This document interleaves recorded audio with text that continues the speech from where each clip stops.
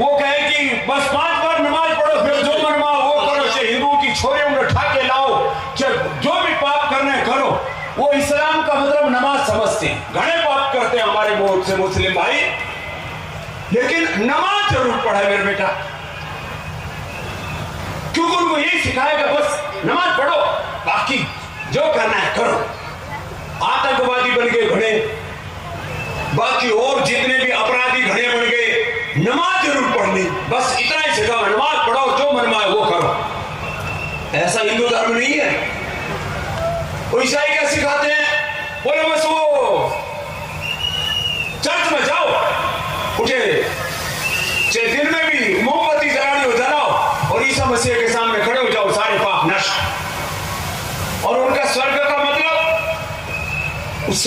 मतलब है टखने के ऊपर पैजामा पहनो, मूंछ कटवा लो, टोपी पहन लो। ऐसा कोई कुरान कहता है या ऐसा इस्लाम कहता, मैं नहीं कह रहा हूं, लेकिन ऐसा ही कर रहे लोग कि बस फिर तुम्हारी जन्नत में जगह पक्की। और जन्नत में क्या मिले? जन्नत में हुर्र मिले और उठे दारू पीने की मिले। भाई ऐसी जन्नत तो जहन्नुम से भी बेकार है। लेकिन फिर भी लोग मूंछ कटवा रहे, सिर पर टोपी रख रहे, और बस पागलपन है। इस्लाम महान, और सारी दुनिया को इस्लाम में तब्दील करना है। लोग इसी चक्कर में पड़े हुए।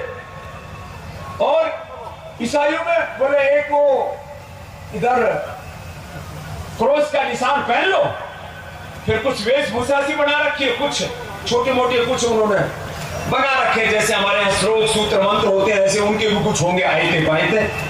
मैं किसी के बारे में कोई आलोचना नहीं कर रहा हूं, लेकिन लोग उसी चक्कर में पड़े हुए। कोई कहता है पूरी दुनिया को इस्लाम में तब्दील करेंगे, कोई कहता है पूरी दुनिया को ईसाइयत में तब्दील करेंगे। मैं कहता हूं करके करोगे कि वो तो बताओ। कोई एजेंडा नहीं,